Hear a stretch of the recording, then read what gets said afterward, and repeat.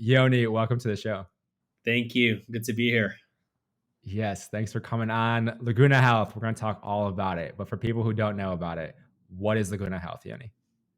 We help people transition from surgeries in hospital home and recover confidently in their home between the clinical and often more importantly, the behavioral and emotional challenges that people experience in the months after recovery. I read a little bit about it in terms of the company and the numbers around it, the stats around it as well, just with like the percent of people that can be, saved for having to go back to treatment again. It's pretty crazy with that. But for you in starting this, how did that begin in the first place? Where did the idea come from? How did you start Laguna Health? Yeah, thank you. So my co-founder and I we go back, and she's this brilliant Olympic athlete who turned an engineer and then got into healthcare. And I spent years actually as an investor, and I had family events around hospital discharge and struggling to recover. And she had personal sports injuries that she had to deal with, kind of from an MSK standpoint. And when we got going, it was kind of the beginning of 2020, and kind of COVID was washing over the planet, so to speak. And it was a very interesting moment in time to start contemplating what is known now as the hospital unbundling thesis, and considering how can you provide kind of pre or post acute level of care in the home, and really understanding that home is where care should be, all else being equal. And then we got really excited about kind of that transition from acute settings, be it surgery or inpatient, to the home, and the type of challenges that people experience in home, and how can we be helpful in scale. Okay, starting the company though too. One thing I always think about from a founder perspective, you mentioned your co-founder. How did you agree that you were going to work together, and what did that look like? Because a lot of people are like, one, it's hard to find a co-founder, and two, deciding that that's the one you're going to work with for the next decade of your life. Take me through that side of things, Yoni. That is so true. I would say quite lucky on that front. As a friend of mine told me, in entrepreneurship, you need three things: you need to work hard, work smart, and be lucky. They gotta check the box with my co-founder on that front. We met each other 15 years back as software engineers at Microsoft, and kind of knew at that point that Pinky and the Brain must do something together. Yale is the brain, to be clear in the analogy. Um, but as we got reunited at kind of end of 19, and we're close for the whole time, we've explored multiple stuff together. And it's kind of, I would say, it's not just kind of finding the co-founders interesting, it's the dating slash diligencing. And it's plain to see in that process, if you run it as almost as intensely as is the entrepreneurial roller coaster, then you get a glimpse into how will this look like and evolve in real life, so to speak. And that was incredibly exciting. And kind of early on, I saw that the way I used to call it, we argue well. And the reason I say, and argument is kind of this very confrontational sounding aspect, but entrepreneurship is so hard, having no ego and being very constructive in discussions and argument is absolutely critical. And then you get to break new ground together while building trust even more. So all that is to say is a bit how we met each other and how we diligence, so to speak, to know that this is right. Okay, Yoni. So you figure that out. You're like, okay, co-founder, great, check. Idea, there's this problem you want to solve. This is a really big problem, though. Where did you get started in terms of what the product would look like? What would your first solution be? Because it is such a massive problem. You can look at all over and where you would go about this. How did you decide to focus in? Like, where did you focus in on to start with? Sure. We knew that people were transitioning from hospitals to homes since the dawn of history, the dawn of acute facilities and hospital, and certainly of the last decade since the advent of ACA, Affordable Care Act, and HRP, Hospital Readmission Reduction Program. Quite a bit of focus has been, thrown on this issue. And I would say kind of the first class, the first vintage of companies in the space certainly focused on post-acute, but really more with an eye towards providers and post-acute, subacute providers and transitional care. Less so on individuals going home, less so on behavioral aspects. And that is exactly where we focus, because we've dove into the evidence-based research to find out that the nuances, the aspects that get people in what I would call avoidable trouble, which is the trouble we care about, right? We care about the rising risk that is impactable, that we can actually be effective about, and over 50% of them are affectable, so to speak.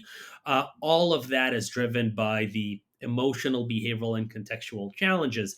And knowing that, we understood how we had a thesis, if you will, at that point, how the clinical model should work. And then we went and found the phenomenal leaders, clinical leaders who agree with us, if you will, who know more about this than us, say, of course, let's go and do this. This is as one of my mentors once told me, this is a problem worth solving.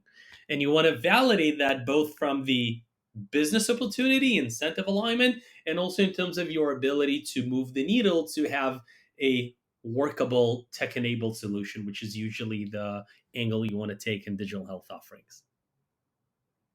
You mentioned the clinical, expertise on that side of things. How did you go about finding them and like getting that validation slash like I like their buy-in in terms of helping you? Because obviously you need the help from a lot of different people and stakeholders in order to make this work. Like, how did you go about that? I would say everything in the early stages of a company falls into kind of work hard, work smart, be lucky. As in a lot of that is kind of difficult to codify. We found early on a phenomenal behavioral health leader, which was a result from working extremely hard and meeting hundreds of people in a span of 3 months, that got us in front of this phenomenal leader, that then led us to the chief medical officer and president that we have today, Dr. Alan Spiro, who's a renowned expert in the space and was, among others, the founding CMO of Accolade and led data at Blue Health Intelligence, etc. Okay, you mentioned in a little bit a time ago. Okay, this obviously has to make sense in a lot of different ways for different people, and also the business model has to make sense because if you don't have that, obviously it's not sustainable. It's not going to be an actual business. Take me through that side of things. What the business model was? Did you always know is going to be the way you ended up going about it? Has it evolved since? I'm curious about that. Absolutely. It actually evolved a lot. And I find it, as a kind of tech and business geek, I find it absolutely fascinating in digital health. It is a very business intense environment. And again, being the business geek that I am, I find it stimulating. Early on, we understood that there's a thesis, if you will, there's a potential, and now we've demonstrated it, of making a real dent in this problem of helping people transition home and recover well, avoiding unnecessary, preventable complications, where kind of the known big and the most expensive complication is one of a readmission. And to go and demonstrate that and build a business model around it, I would say kind of all of that, we've done quite a bit of actuarial research with Santa Barbara actuaries, both in the commercial and Medicare populations. What we've hypothesized early on from a business model standpoint is that we can take full risk on this population. To your question, what has changed or evolved? We've learned since that you certainly want to be able to do that if you can, but not everyone are necessarily interested in that. And probably some of the best things you can do is certainly talk about risk, because if nothing else, it demonstrates your conviction in what you're doing. Otherwise, you would be crazy, so to speak, to assume risk. You'd certainly not be making money. But at the same token, offer several other points on the spectrum of value, including offering PMPM, because for some it is just the most simple, if you will, clean and typical model to price offerings. And so that is what evolved since, I would say, our understanding of how does the market uh, approach this, and how do they view on your conviction in the value that you're driving, and how they like to contract regardless of that. With the company too, you mentioned in 2020 you start this, and then in May you announce a 6.5 roughly $1 million round, and obviously people announce their round after they've already closed it, so some time frame in between there. What's actually helped you grow? I mean, since the starting and launching to then raising capital, and then like what's fueled the growth and helped you obviously get to that point at least to have the validation enough to grow and raise capital? What's kind of fueled that along the way, Yoni? Absolutely, absolutely. I've been thinking about that quite a bit. We've intentionally built the offering very much kind of from the ground up, from starting with that clinical thesis, and then wanted to have our first customers really validating the clinical and economic impact of it. To do that, we've engaged with North Shore University Health System out of Chicago with Mayo Clinic, really focused on demonstrating the impact here. That has fueled a lot of growth for the company and kind of in the market, and as importantly, in a kind of methodic company building such that business and clinical and product leads and the technology is a massive value enabler, right? Kind of that's kind of the fascinating part in digital health in general, and certainly in Laguna case, the data and technology is what drives this impact at scale. Because many problems in healthcare you can throw people at, so to speak, and it will be certainly effective or could be effective, but not necessarily economic or scalable or efficient. Not a good Yeah. business, and so not sustainable. And technology is a massive enabler in our ability to do that, to stratify the population, to be very sophisticated in the engagement technologically, and all of that. What has been the impact? I mean, since you started, you mentioned 2020 was when you started. You obviously a lot of traction since then. Like, what types of things are you seeing? Kind of the lessons around the impact you're having already with Laguna Health.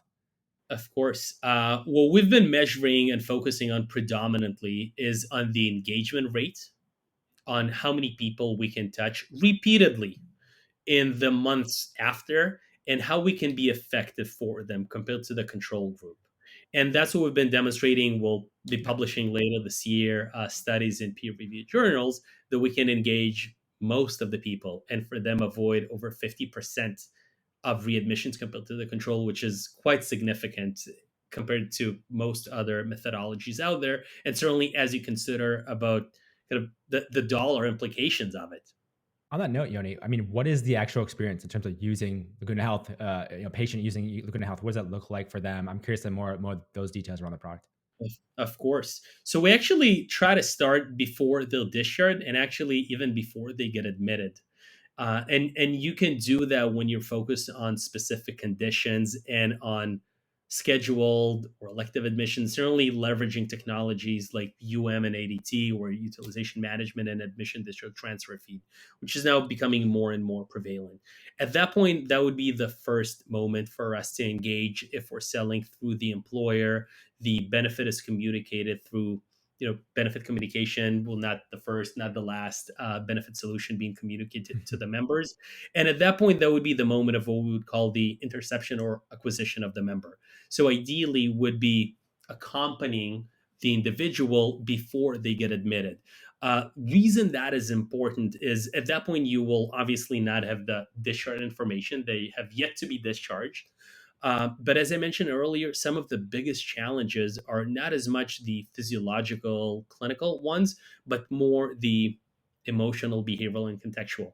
And that is a very Mm, timely opportunity for us to engage early, build that empathy and trust that is so lacking in the ecosystem, such that at that point, when they get admitted, we can have a warm handoff, which we've been doing both at Mayo and North Shore with the team at the system, and at that point we'll be obtaining the discharge information. Now the discharge information is at the core of the digital experience. That one of the core features, if you will, is what we call the DNA. By no coincidence, that would be the discharge note analyzer, and that is really kind of the core step-by-step breakdown of the discharge information, make it into a very easy to follow and actionable step by step in front of you.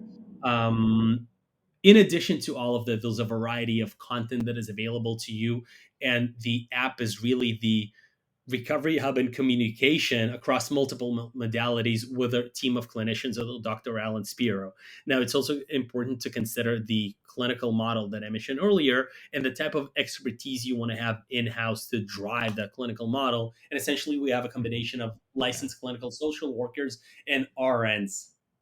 And these would be the people who would be driving that engagement in the months after. And I say months in plural because despite CMS's definition of 30-day readmission penalty as kind of this line in the sand, most people take way longer to recover. And certainly as it relates to the commercial population and return to work and being back, on their feet productive. And so we usually focus actually on a 90-day episode. I want to dive deeper into the team. I know you mentioned your co-founder in the beginning and how you started this, but anyone who's built a startup knows the struggles of building a team, hiring, growing, finding the right people on board.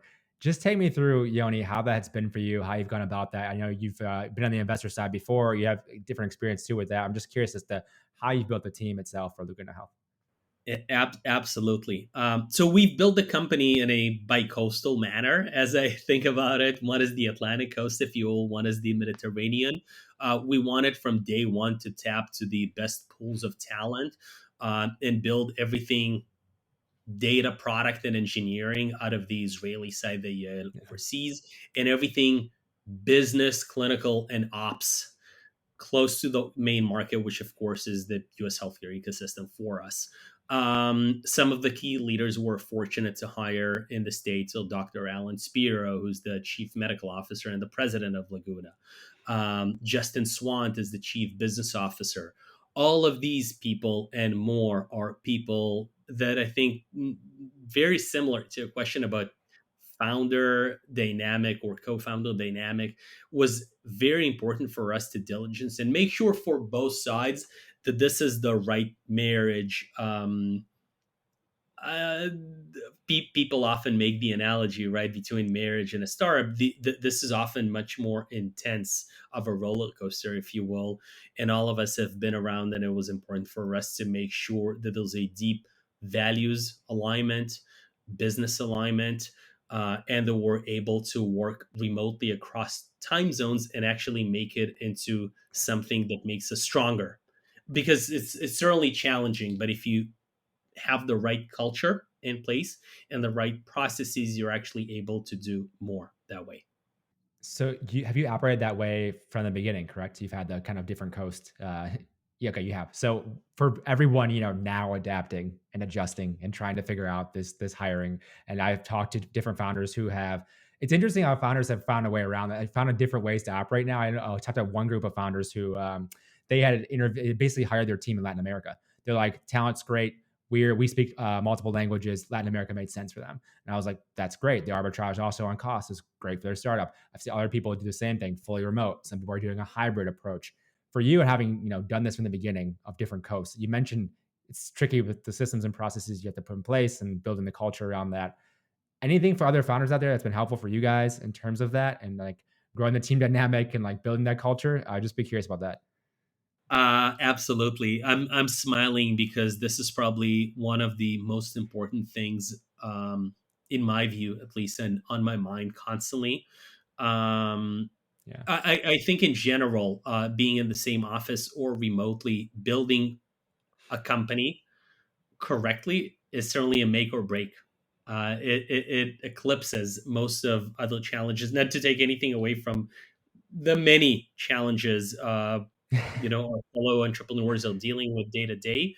Of But course. doing this right will set everything else in the right motion, and doing this wrong is probably an existential risk.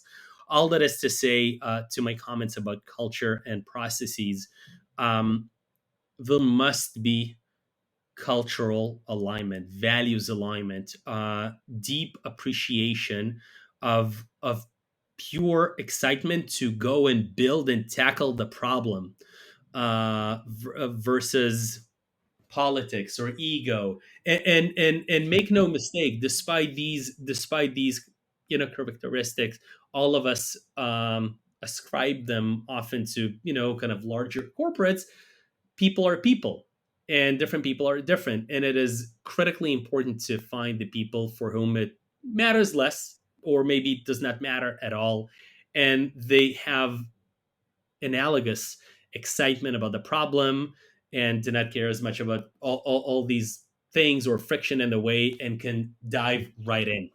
And that's also a great fit for early stage, if you will. That's on the one side. Processes are really interesting. There's a fine line there that is critical to hit. No processes, chaos. All processes, you can't move. You don't want to move that way.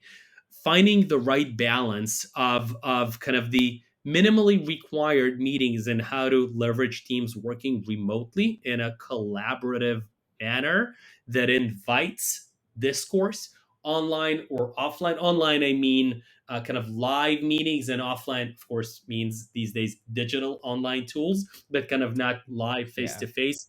That is a Like critical synchronous, balance. asynchronous. Bingo. Thank you. Exactly.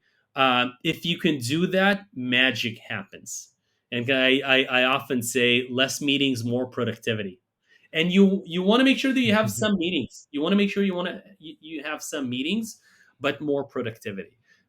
Last, perhaps, kind of bonus, if you will. Uh, Investing in travel is probably one of the best investments you can make. You certainly need people being close socially. It doesn't mean that they need to be close socially every day, every week, but doing that once a month, once a quarter, depends kind of on company culture, etc., is probably a very high ROI investment. Yeah, I think about companies like I think Automatic. I think they did it from the start. They were a company that wanted to be. They were distributed from the beginning. Matt Mullenweg has mentioned that. I think it was either quarterly or something like that. It might have been that company, but quarterly meetings with the whole team or something like that, where you had like kind of all hands get together, meet people, be like, oh yeah, this is the company we're building for the next decade. Whatever, it is nice to have that. And I also will echo on the part that like for us at Bios Venture Capital, like we started having more just the meetings with the whole team once a week, and we weren't or once every other week we were, it was kind of dispersed because we have a bunch of part-time people on our team as well. We have a few full-time, but it's a small fund. So you're not going to have a massive full-time staff. We're not Andreessen Horowitz on that side of things, but bringing people together to, feel that camaraderie and build that culture and people understand what the different pieces are of the whole thing. It's like the whole analogy with the elephant. We only see part of it. Like you see a whole different elephant as opposed to seeing everything at once. And so I think it's important to have that. So I just wanted to hammer that point home. So I appreciate you sharing that. And I know we're almost out of time. I'm just curious what's next for Laguna Health. Where are you trending towards, Yoni? I'm curious.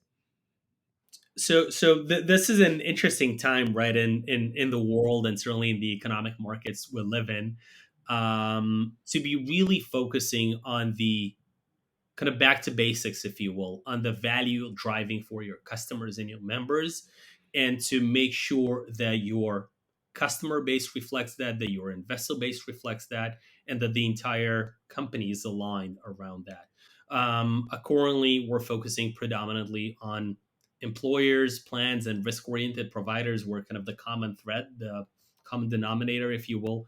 All of them pay very close attention to recovery and bad outcomes of recovery, because this drives 20% of total spend. And to my comment earlier, a good chunk of it is preventable.